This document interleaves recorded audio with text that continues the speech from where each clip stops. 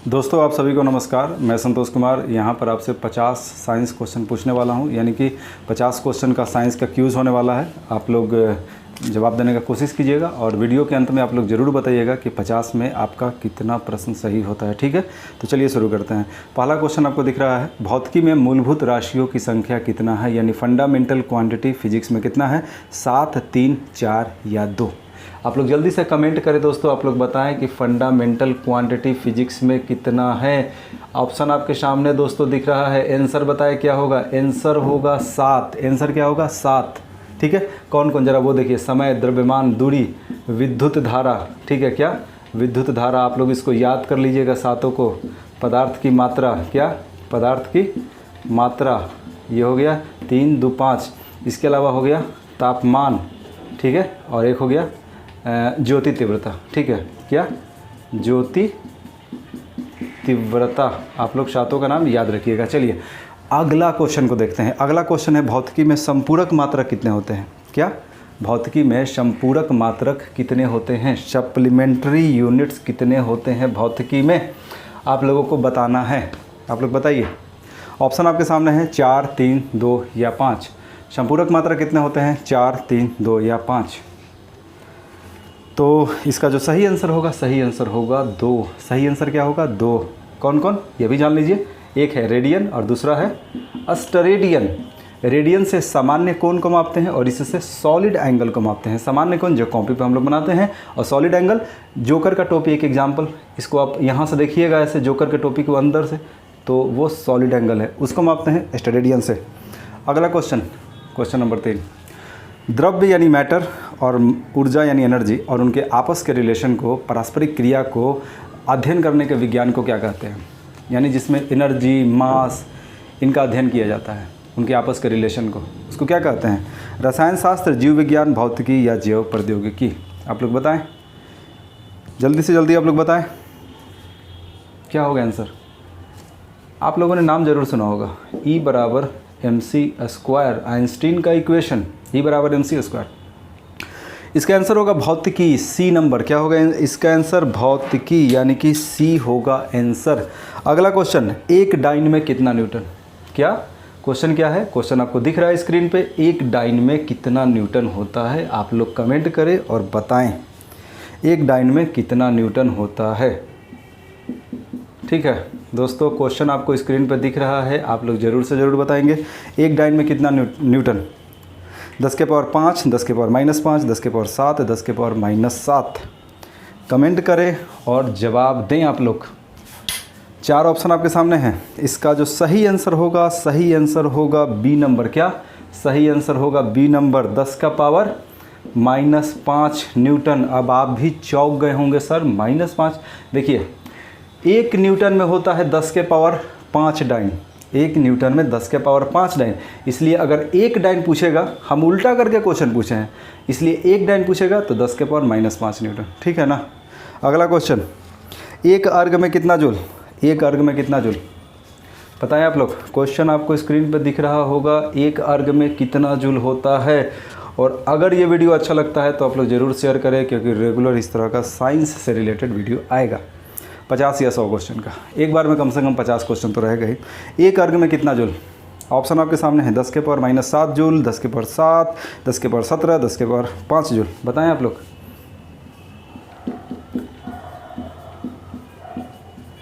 Answer आप लोग बताइए दोस्तों, आंसर क्या होगा, आपके सामने है सब कुछ,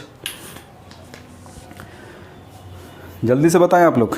इसका जो सही आंसर होगा 10 का पावर -7 जूल। ठीक है, यानी कि ए आंसर होगा। अब आप भी यहाँ भी चौके होंगे बहुत सारे लोग। देखिए 1 जूल में होता है 10 के पावर 7 अर्ग, लेकिन एक अर्ग पूछेगा तो 10 के पावर -7 जूल हो जाएगा। ठीक है, क्वेश्चन नंबर 6 को हम देखते हैं। 1 गीगाबाइट में कितना बाइट होता है। मोबाइल चलाते हैं GB, ठीक है, 2 GB डेली का पैक, 1.5 GB डेली का पैक, तो 1 GB में यानी 1 गीगाबाइट में कितना बाइट होता है। ऑप्शन आपके सामने है, 10 के पावर 9 बाइट, 10 के पावर 12 बाइट, 10 के पावर 6 बाइट, 10 के पावर 6 बाइट। बताए आंसर क्या होगा इसका दोस्तों। आंसर होगा वेरी इजी, 10 के पावर 9 बाइट। क्या 10 के पावर 9 बाइट होगा, आप लोग याद कर लीजिए। गीगा का मतलब ही होता है 10 के पावर 9। अगला क्वेश्चन, एक डेकामीटर में कितना मीटर? एक डेकामीटर में कितना मीटर होता है, आप लोग बताइए। एक डेकामीटर में कितना मीटर होता है? ऑप्शन है 10 मीटर, 100 मीटर, 1 मीटर, 1000 मीटर। एक डेकामीटर में कितना मीटर? आंसर क्या होगा? काफ़ी इजी क्वेश्चन है, आप लोग जवाब दें। 10 मीटर क्या होगा? 10 मीटर, यानी ए आंसर इसका सही होगा। ठीक है, चलिए अगला क्वेश्चन पर आते हैं, इसको अच्छा से मिटा देते हैं।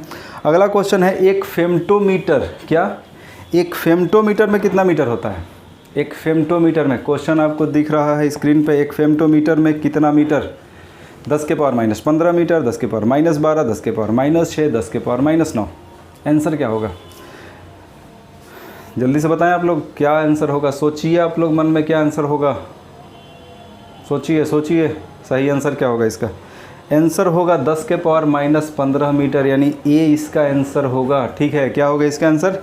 ए इसका आंसर होगा। अगला क्वेश्चन, क्वेश्चन नंबर 9, मंदन यानी रिटार्डेशन क्या है? मंदन यानी रिटार्डेशन, जब मोटरसाइकिल पे हम लोग ब्रेक मारते हैं ना, वो मंदन यानी रिटार्डेशन का एग्जाम्पल है।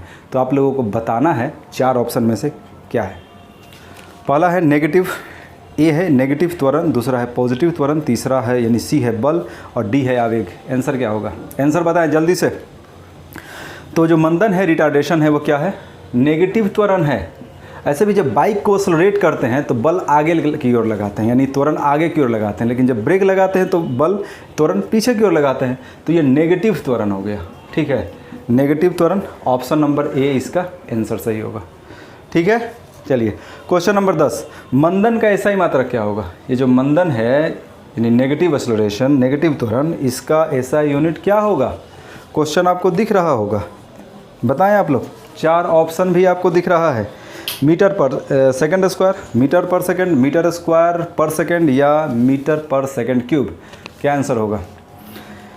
इसका आंसर होगा मीटर पर सेकंड स्क्वायर। किसी भी तरह का त्वरण का जो ऐसा यूनिट होता है मीटर पर सेकंड स्क्वायर होता है। ठीक है, जो जैसे कि स्मॉल जी भी क्या है? एक तरह का त्वरण है, गुरुत्वीय त्वरण, इसका भी यूनिट यही होता है।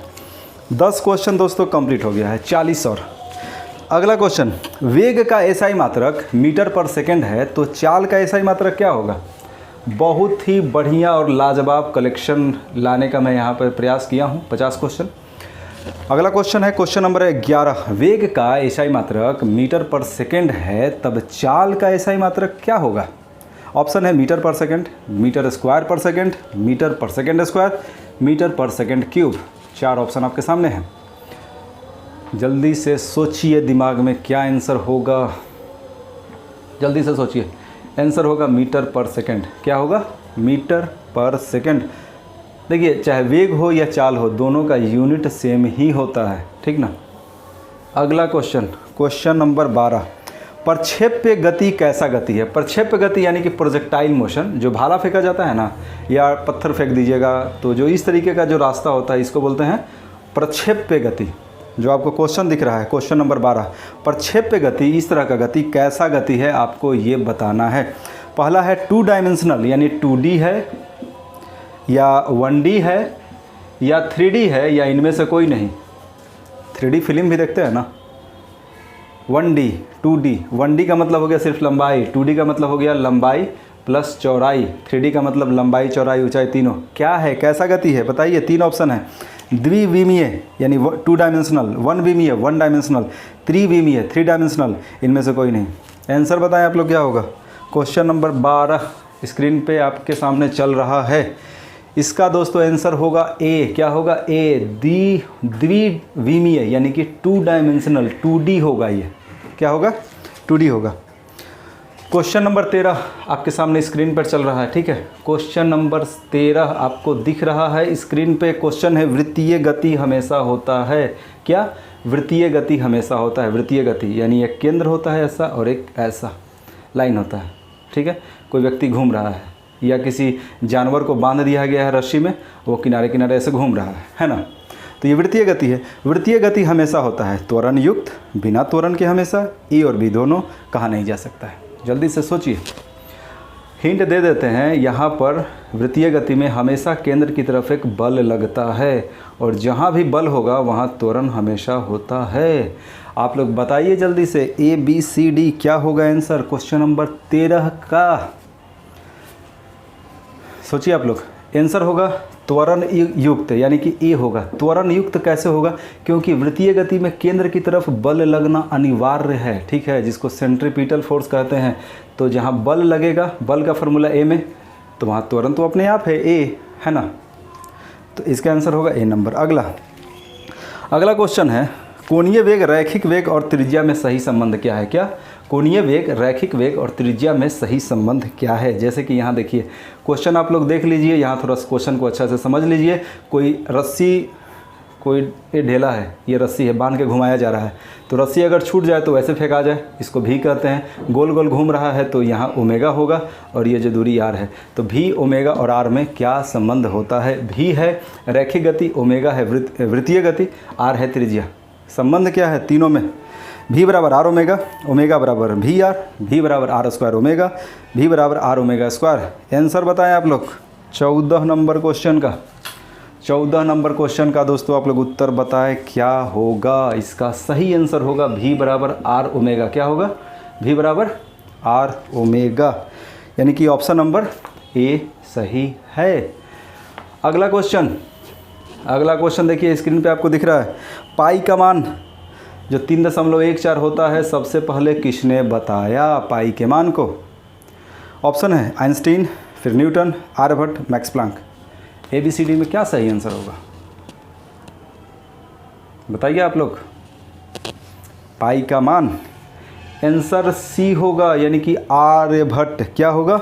आर्यभट्ट इसका सही आंसर है। अगला क्वेश्चन नंबर 16। न्यूटन के गति नियम का प्रतिपादन न्यूटन ने अपने किस पुस्तक में किया? न्यूटन का गति नियम किस पुस्तक में प्रतिपादित हुआ था? ऑप्शन है रेफरल, दूसरा ऑप्शन है प्रिंस पिलेसा, तीसरा है प्रिंसपिया, चौथा है prince of Wales. Very easy question, answer बताएं।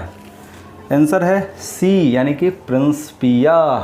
अगला क्वेश्चन 17 नंबर। न्यूटन के गति का नियम कब प्रतिपादित हुआ? न्यूटन के गति नियम का प्रतिपादन किस वर्ष हुआ? 1687, 1688, 1690, 1692। बताएं आप लोग।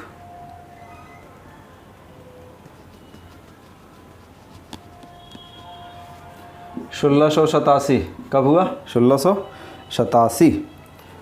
अगला क्वेश्चन, गैलीलियो का नियम न्यूटन के किस नियम को कहा जाता है? गैलीलियो का नियम न्यूटन के किस नियम को कहा जाता है? गैलीलियो का नियम न्यूटन के किस नियम को कहा जाता है? पहला, दूसरा, तीसरा, बताइए। 18 नंबर क्वेश्चन आप लोग आंसर दें। क्या होगा आंसर? आंसर होगा प्रथम, ठीक है। प्रथम नियम को गैलीलियो का नियम भी कहते हैं और साथ ही साथ जड़त्व का नियम भी कहते हैं। अगला क्वेश्चन, न्यूटन के किस नियम से बल की परिभाषा मिलता है? न्यूटन के किस नियम से बल की परिभाषा मिलता है? बताएं आप लोग। पहला, दूसरा, तो इसका आंसर क्या होगा? इसका आंसर होगा पहला, यानी कि प्रथम नियम से बल की परिभाषा मिलता है, ठीक है। अगला क्वेश्चन नंबर 20। जड़त्व किस पर निर्भर करता है? जड़त्व यानी कि इनर्शिया। क्वेश्चन आपके सामने है, थोड़ा सा आपको हम समझा भी देते हैं कि जड़त्व होता क्या है। मान लिया कि हम यहीं पर खड़ा हैं, तो जब तक हम पर कोई बाहरी बल नहीं लगेगा हम खड़े रहेंगे। इसके अलावा अगर हम दौड़ रहे हैं एक फिक्स स्पीड से, मान लिया कि 10 किलोमीटर प्रति घंटा, तो हम उसी स्पीड से दौड़ते रहेंगे जब तक कि हम पर कोई बाहरी बल ना लगे। इस गुण को कहते हैं जड़त्व। इस गुण को क्या बोलते हैं? जड़त्व। तो जड़त्व होता क्या है समझ गया? इनर्शिया। क्वेश्चन देखिए, जड़त्व किस पर निर्भर करता है? गति पर, द्रव्यमान पर, गति द्रव्यमान दोनों पर, इनमें से कोई नहीं। ABCD क्या आंसर सही होगा? जल्दी से बताएं आप लोग, जल्दी से आप लोग बताएं क्या आंसर सही होगा। तो इसका जो सही आंसर होगा द्रव्यमान पर। ये किस पर डिपेंड करेगा? द्रव्यमान पर, यानी ये ऑप्शन नंबर 20 सही होगा, ठीक है। ऑप्शन नंबर 20 सही होगा। अगला, पाई रेडियन में कितना डिग्री होता है? क्या? पाई रेडियन में कितना डिग्री होता है? आप लोग बताएं जल्दी से। पाई रेडियन में कितना डिग्री? 4 ऑप्शन है, 360, 180, 90, 270। बताइए आप लोग क्या आंसर होगा पाई रेडियन में। आंसर होगा 180 डिग्री। क्या होगा? 180 डिग्री। अगला क्वेश्चन आपके सामने आ चुका है, क्वेश्चन नंबर 22। संवेग का सूत्र क्या है? क्या संवेग का सूत्र क्या होता है? आप लोग बताइए। P बराबर एम स्क्वायर भी, P बराबर एम भी, P बराबर रूट अंडर एम भी, P बराबर एम भी स्क्वायर। बताइए आप लोग क्या होगा फॉर्मूला? संवेग P, संवेग यानी कि मोमेंटम, क्या होगा फॉर्मूला? ABCD ऑप्शन आंसर बताइए, सोचिए आप लोग क्या होगा। Question number 22। P बराबर होगा एम भी। क्या होगा? P बराबर एम भी, यानी ऑप्शन नंबर बी सही होगा। ठीक है, बी होगा आंसर। संवेग को अंग्रेजी में मोमेंटम भी कहते हैं। क्वेश्चन नंबर चलिए 23 को देखते हैं। संवेग में परिवर्तन की दर क्या कहलाता है? यानी संवेग हो गया एम भी, दर का मतलब होता है समय से भाग दे दीजिए। ये संवेग में परिवर्तन की दर को क्या कहते हैं? क्वेश्चन नंबर 23 आपको दिख रहा है, यही इसका मतलब हुआ। संवेग में परिवर्तन की दर समय से भागा दे देंगे, दर हो गया। क्या कहलाता है? बल, आवेग, दूरी या शक्ति। क्वेश्चन नंबर 23 जवाब दें आप लोग।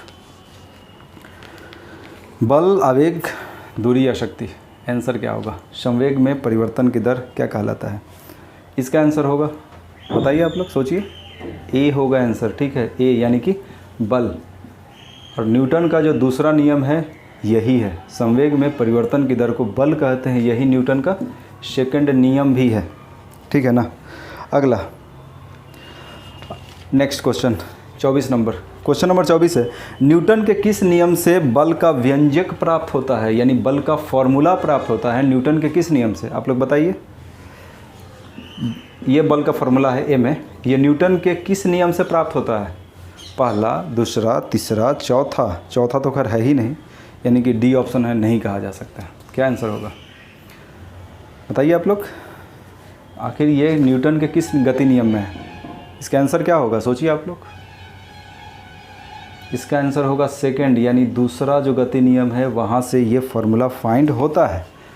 क्वेश्चन नंबर 25 आप लोग देख सकते हैं स्क्रीन पे। क्या न्यूटन का पहला नियम दूसरे नियम का ही अंग है? यानी जो पहला नियम है वो दूसरे नियम का हिस्सा है? ऑप्शन सुनिए। हाँ, यस। दूसरा है नो। तीसरा है उपयुक्त कथन का विपरीत सही होगा, यानी दूसरा नियम पहला का हिस्सा है। सी ऑप्शन के हिसाब से। डी है नहीं और हाँ, दोनों हो सकता है। आप बताएं क्या होगा, सोचिए आप लोग। क्वेश्चन नंबर 25 स्क्रीन पे सामने है, आपको जवाब देना है। आप लोग सोचिए अच्छे से क्या आंसर इसका होगा, क्योंकि वेरी हाईलाइटेड और इम्पॉर्टेंट क्वेश्चन मैं आपको यहाँ पे करा रहा हूँ, जो किसी भी एग्ज़ाम के लिए बहुत ज़्यादा इंपॉर्टेंट है। चाहे दरोगा का हो एग्ज़ाम हो, प्री मेंस या बीपीएससी का प्री हो, ग्रुप डी हो, बिहार सिपाही हो, कोई भी एग्ज़ाम हो। क्वेश्चन नंबर 25 सही आंसर क्या होगा? तो क्वेश्चन नंबर 25 का सही आंसर होगा ए, यानी कि न्यूटन का जो प्रथम नियम है दूसरे नियम का ही अंग है, यानी दूसरा नियम का कहीं ना कहीं महिमा मंडन ज़्यादा है। ठीक है, यानी पहला नियम दूसरे का ही अंग है। क्वेश्चन नंबर 26 आपको दिख रहा होगा स्क्रीन पे। क्वेश्चन नंबर 26, बंदूक से गोली का चलना, ठीक है, बंदूक से गोली का चलना न्यूटन के किस नियम को दर्शाता है? बंदूक से गोली का चलना न्यूटन के किस नियम को दर्शाता है? पहला, दूसरा, तीसरा या इनमें से कोई नहीं? आप लोगों ने तो बहुत बार सुना होगा, ये तो काफ़ी आसान है। एक्शन का रिएक्शन, ठीक है, इक्वल एंड अपोजिट रिएक्शन है ना। एक्शन का रिएक्शन होता है इक्वल एंड अपोजिट। तो बंदूक से गोली चलना ये न्यूटन का तीसरा नियम है, यानी कि थर्ड लॉ, यानी कि सी ऑप्शन इसका आंसर होगा। बंदूक से गोली चलना किसके संरक्षण को दर्शाता है? ये तो काफ़ी आसान सवाल है। बंदूक से गोली का चलना किसके संरक्षण को दर्शाता है? आवेग, संवेग, बल या कार्य? 27 नंबर का क्या होगा आंसर? आप लोग सोचिए 27 नंबर का क्या आंसर होगा? 27 नंबर का आंसर सोचिए आप लोग। संवेग होगा। क्या होगा? संवेग, यानी कि ऑप्शन जो बी है वो सही होगा। संवेग संरक्षण का नियम यहाँ पर फॉलो होता है बंदूक से गोली चलने में। अगला क्वेश्चन है क्वेश्चन नंबर 28, संवेग का एसआई मात्रक क्या है? दोस्तों ऐसा क्वेश्चन पूछना ही बहुत वीवीआई क्वेश्चन है। ठीक है, क्वेश्चन है संवेग का एसआई मात्रक क्या है? क्वेश्चन आपको दिख रहा है स्क्रीन पे। ठीक है, आप लोग बताइए संवेग का एसआई मात्रक। संवेग जिसका फॉर्मूला होता है एम भी, मास का किलोग्राम, वेलोसिटी का मीटर पर सेकंड। ये कौन सा ऑप्शन है? Option number C. तो ऑप्शन नंबर सी सही हो जाएगा। ठीक है। 28 नंबर। 29, बल का मात्रक क्या होगा? बल का मात्रक क्या होगा आप लोग बताएं। बल का मात्रक क्या होगा? 4 ऑप्शन आपको दिख रहा है स्क्रीन पे, A B C D। आप लोग कमेंट भी कर सकते हैं और वीडियो के लास्ट में आप लोग ज़रूर बताइएगा 50 में आपका कितना सही होता है। बल का मात्रक A B C D, बल क्या होता है? आप लोग जल्दी से बताएं, सोचिए।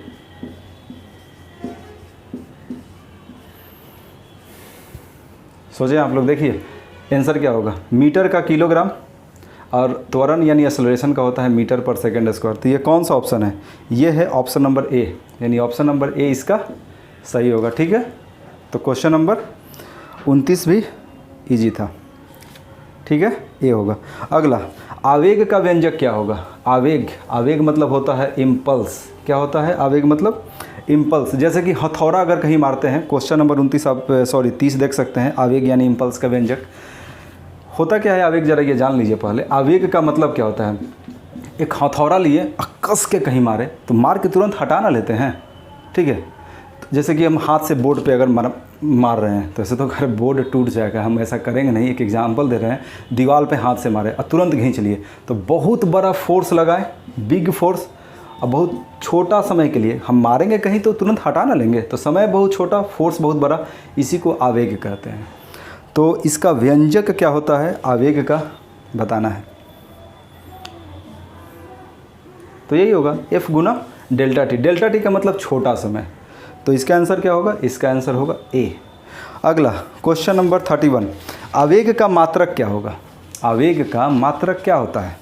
Newton second, Newton second square, Newton square second, Newton square second square. 4 option आपके सामने हैं, आप लोग बताएं। क्वेश्चन नंबर 31 हो रहा है दोस्तों। वेरी वेरी इंपॉर्टेंट क्वेश्चन आज मैं करा रहा हूँ यहाँ पे 50 क्वेश्चन। आवेग का मात्रक क्या होगा बताइए आप लोग।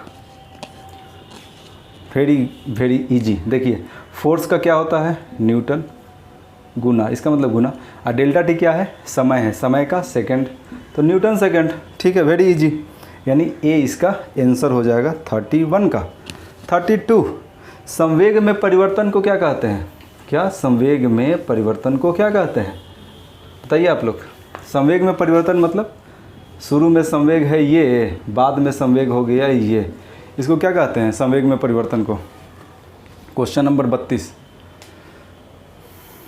बल, त्वरण, आवेग या कार्य, क्या इसका आंसर होगा बताइए आप लोग। तो संवेग में परिवर्तन को हम लोग क्या बोलेंगे? आवेग बोलेंगे। ठीक है, क्या बोलते हैं दोस्तों? आवेग बोलते हैं। आवेग यानी कि इम्पल्स। और बल किसे कह रहे थे? वहाँ था संवेग में परिवर्तन की दर था, वहाँ पर जहाँ बल का परिभाषा था ये बल था। ठीक है, तो यहाँ दर था, बटा में टी है, यहाँ बटा में कुछ ऐसा नहीं है। अगला, अभिकेंद्रीय बल का सूत्र क्या है? बार बार चूँकि मिटाना भी पड़ता है। अभिकेंद्रीय बल का सूत्र बताइए क्या होगा? सेंट्रीपिटल फोर्स का फॉर्मूला आप लोग बताइए क्या होगा सेंट्रीपिटल फोर्स का। सेंट्रीपिटल फोर्स क्या होता है? कोई भी चीज़ जब गोलाकार रास्ते पे घूमता है ना तो केंद्र की तरफ एक बल लगता है जिसको सेंट्रीपिटल फोर्स कहते हैं, FC। इसका फार्मूला बताइए। mv² बटा r², mv²/r, m² v/r, mv/r। ये द्रव्यमान होता है किसी वस्तु का, ये उसका स्पीड है v, ये त्रिज्या है r। फार्मूला क्या होगा? A B C D 4 option आपके सामने हैं। इसका आंसर होगा B, यानी कि mv² बटा में r। आंसर क्या होगा 33 का? B, mv²/r। 34 नंबर, अपकेंद्रीय बल का दिशा किधर होता है? क्या? अपकेंद्रीय बल यानी सेंट्रीफ्यूगल फोर्स। आप लोग पढ़े होंगे ना, मक्खन से जब मक्खन निकाला जाता है, दूध से क्रीम निकाला जाता है, या कपड़ा धोने का मशीन में बाहर की तरफ बल लगता है, कौन सा बल होता है? एक सेंट्रीफ्यूगल फोर्स होता है, यानी अपकेंद्रीय बल। अपकेंद्रीय बल, इसका डायरेक्शन किधर होगा? केंद्र की तरफ होगा। आप बताइए, इधर होगा या इधर होगा? केंद्र की ओर, केंद्र से बाहर, केंद्र की ओर, केंद्र से बाहर, स्पर्श रेखा की ओर, या ज्ञात नहीं कर सकते। 34 नंबर क्या होगा आंसर? आंसर होगा बाहर की ओर। अब आंसर के बारे में बता देते हैं, तो आंसर क्या होगा? बाहर की ओर, यानी कि ऑप्शन नंबर B इसका आंसर होगा। अगला, ये जो अपकेंद्रीय बल है इसका मात्रक क्या होगा? अपकेंद्रीय बल, इसका मात्रक क्या होगा? क्वेश्चन नंबर 35, अपकेंद्रीय बल का ऐसा ही मात्रक क्या होगा? क्वेश्चन नंबर 35, क्वेश्चन आपको स्क्रीन पर दिख रहा है। अपकेंद्रीय बल का ऐसा ही मात्रक क्या होता है? आप लोग बताएं जल्दी से। देखिए, किसी भी तरह का बल हो, किसी भी तरह का बल हो, फलाना बल, ये बल, वो बल, अपकेंद्रीय, किसी भी तरह का बल हो, बल बल होता है, उसका मात्रक हमेशा होगा एसआई मात्रक न्यूटन। क्या होगा? एसआई मात्रक न्यूटन। और सीजीएस यूनिट होता है डाइन। एसआई होता है न्यूटन और सीजीएस मात्रक dyne. Question number 36, question number 36 पे आते हैं। अभी तक अगर आपको अच्छा लगा होगा तो आप लोग ज़रूर बताइएगा अंत में कितना प्रश्न आपने सही किया। दोस्तों, अब विश्वास कीजिए, अगर यहाँ पर आप 40+ कर रहे हैं, इसका मतलब आपका तैयारी काफ़ी बेहतर चल रहा है, क्योंकि क्वेश्चन बहुत ज़्यादा इजी भी नहीं है। कुछ क्वेश्चन इजी है बट ओवरऑल क्वेश्चन का लेवल अच्छा खासा है। अगला सवाल, अगला सवाल है क्वेश्चन नंबर 36। देखिए, क्या अपकेंद्रीय बल एक छद्म या जड़त्वीय बल है? यानी जो अपकेंद्रीय बल है एक झूठा बल है, काल्पनिक बल है। ये बल जो बाहर की तरफ लगता है कपड़ा धोने के मशीन में, या जब आप टेम्पू पे बैठे रहते हो ऑटो पे या कार में, जैसे ही मुड़ता है ऑटो तो आपको लगता है कि हम बाहर की ओर फेंका जाएंगे। आप अगर आगे वाला सीट पे बैठे हो ऑटो पे और ऑटो मुड़ता है तो लगता है कि आप बाहर की ओर फेंका जाओगे। तो ये सेंट्रीफ्यूगल फोर्स है। तो क्या एक झूठा बल है? ये बल नहीं है। क्या है? ऑप्शन है हाँ झूठा बल है, दूसरा नहीं, तीसरा हाँ नहीं, दोनों है, चौथा है ज्ञात नहीं कर सकते। बताइए आंसर क्या होगा? ए बी सी डी में अपकेंद्रीय बल एक झूठा बल यानी छद्म बल है, जड़त्वीय बल है।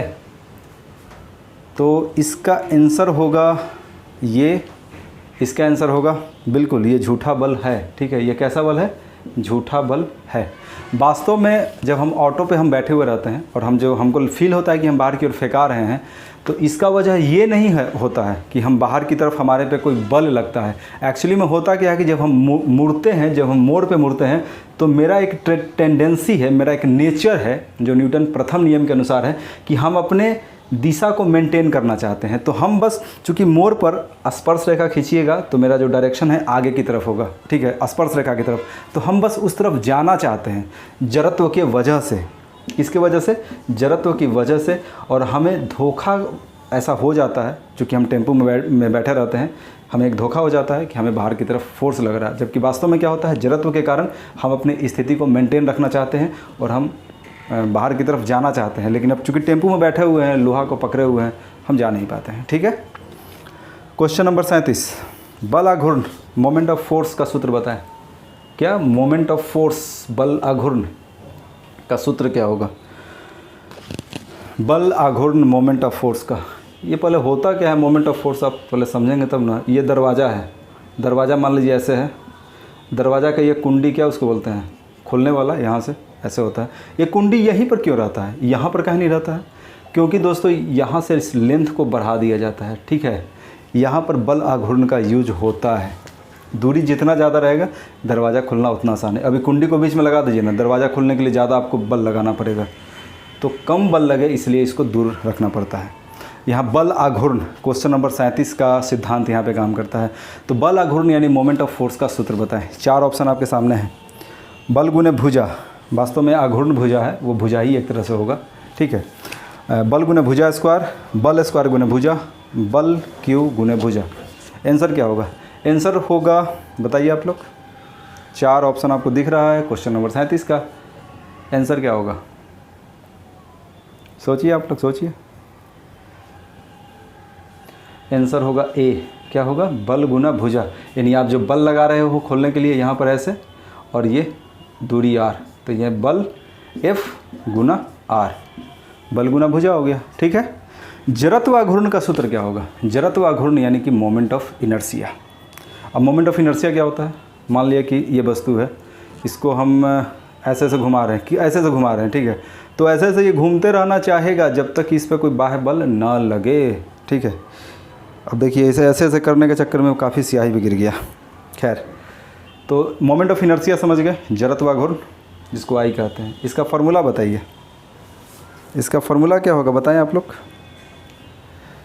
चार ऑप्शन आपके सामने है, आई बराबर एम आर स्क्वायर, आई बराबर एम स्क्वायर आर स्क्वायर, आई बराबर एम आर क्यू, आई बराबर एम आर 4। चार ऑप्शन आपके सामने हैं, आप लोग जवाब दें क्या होगा।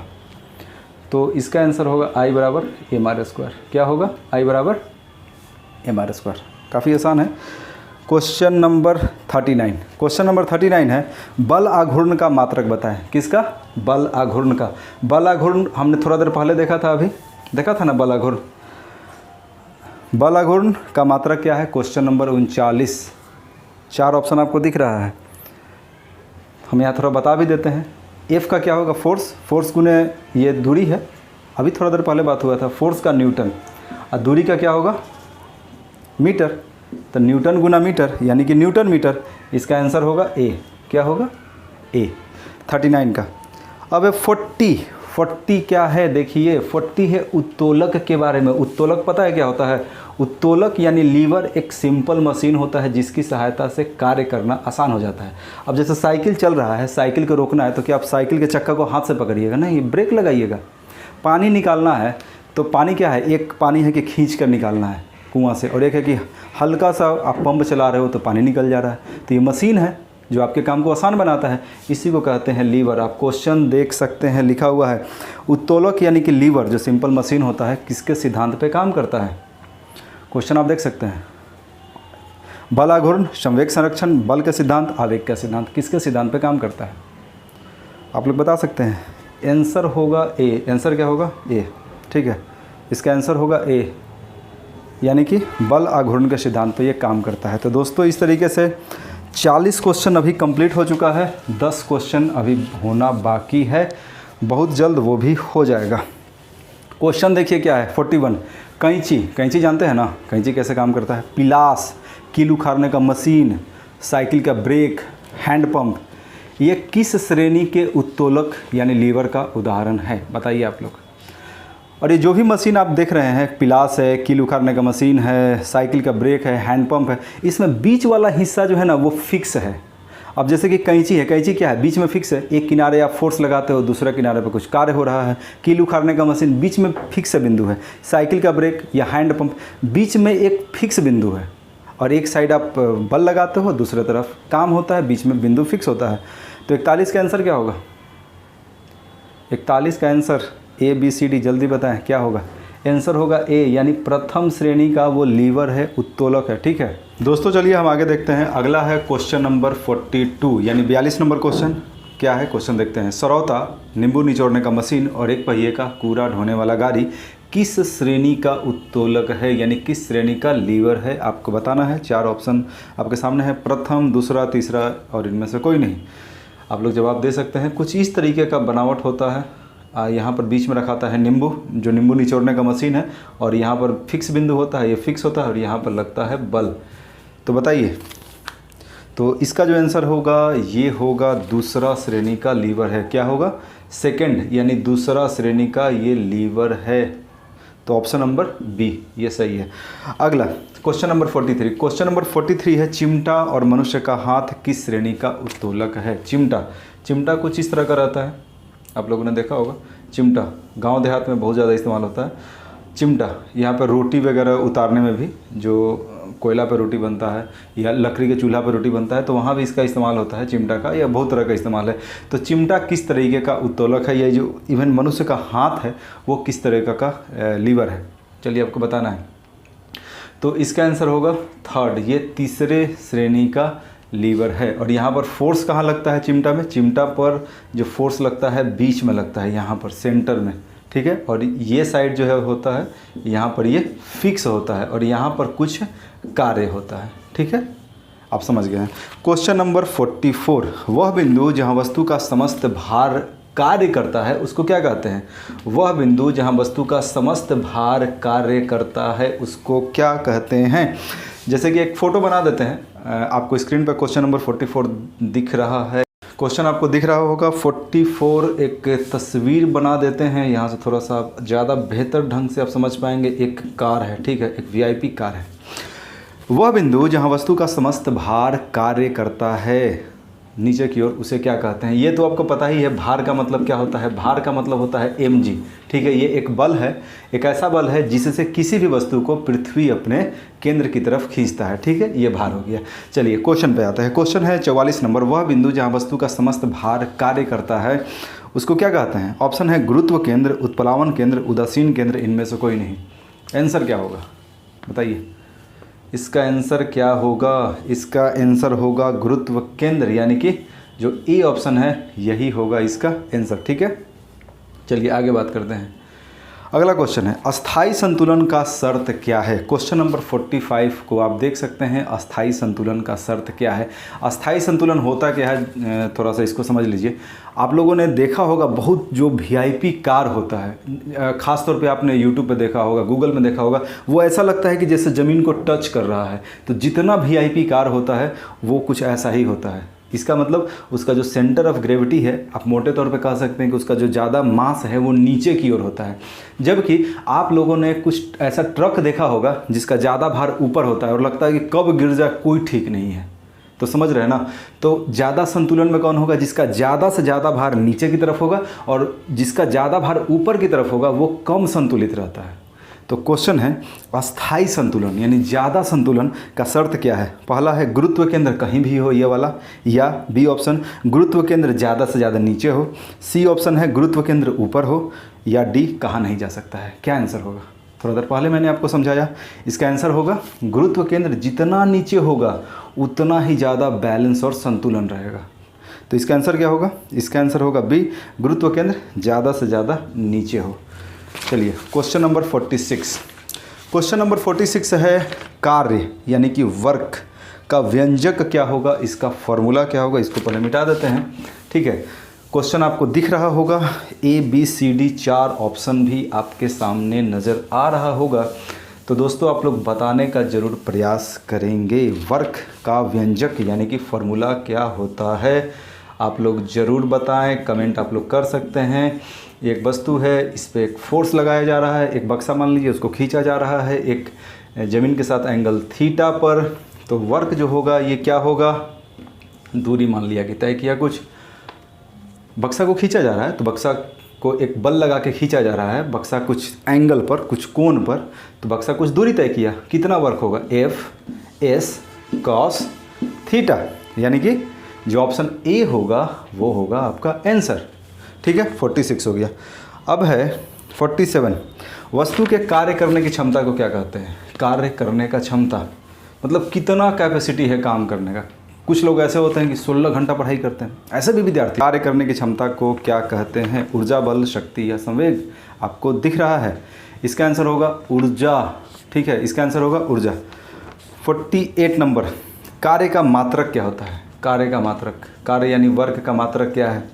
काफ़ी आसान क्वेश्चन है, बताइए।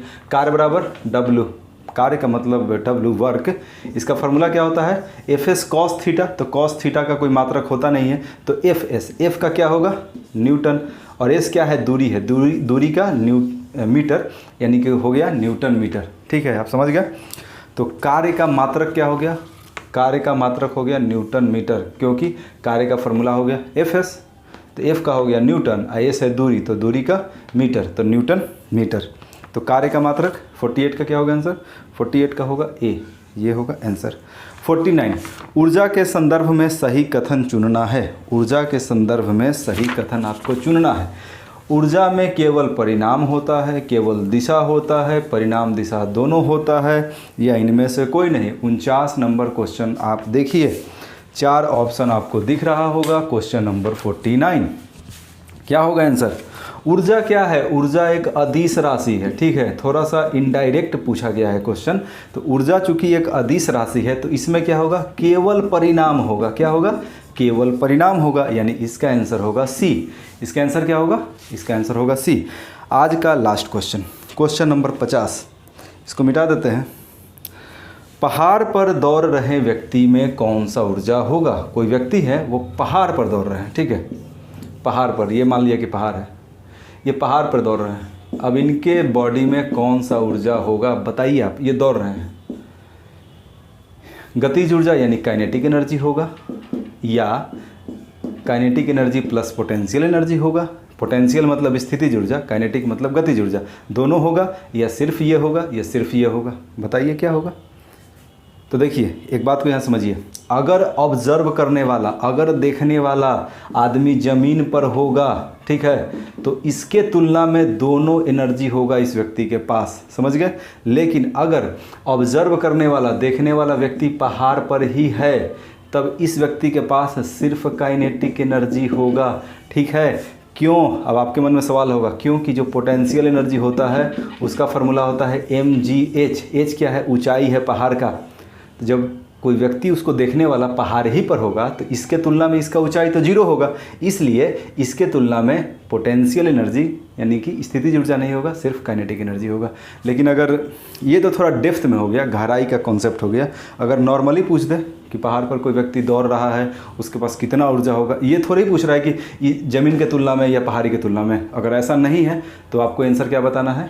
काइनेटिक और प्लस पोटेंशियल, यानी कि गतिज और स्थितिज दोनों ही ऊर्जा इस व्यक्ति के पास होगा। तो दोस्तों 50 क्वेश्चन यहाँ पर हो गया है कंप्लीट, और आप लोगों को करना ये है, कमेंट सेक्शन में बताना है कि 50 में कितना क्वेश्चन का आंसर आपने सही किया है। Thank you.